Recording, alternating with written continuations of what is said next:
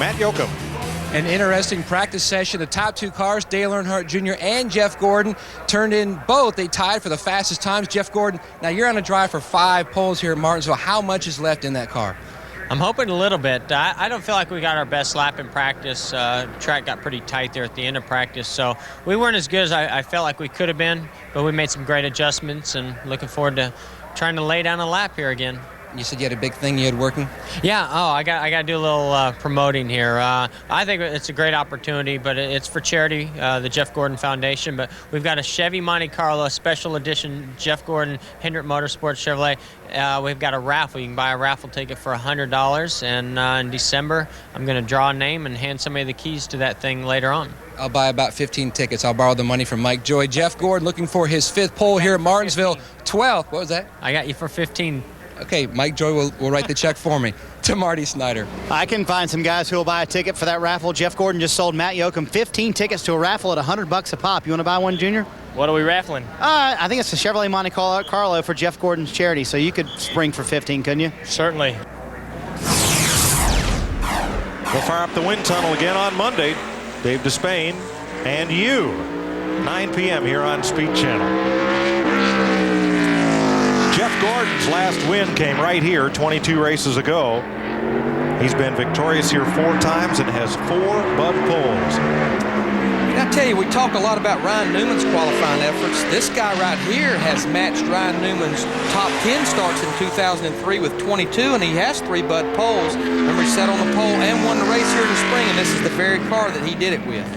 Tied Dale Jr. for fastest in practice. See how his warm-up lap looks. Not too bad, 2069. Pretty close on to what Ryan Newman's was. Yes. It's not going to come in the first lap. The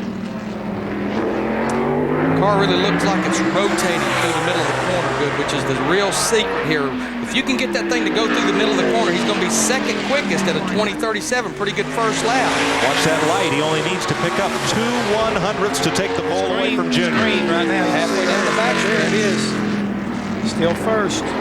See if he can get off turn 4. It's going to be awfully close, guys. He picked up a lot of ground, and that's exactly what he did in the spring here coming off turn 4. 20:22. He beats Dale Earnhardt Jr. by over 1/10 of a second. He said he thought he had this a little bit left, and that's all he needed. And he had it, and I tell you, he was so strong coming off the corner under acceleration. Matt?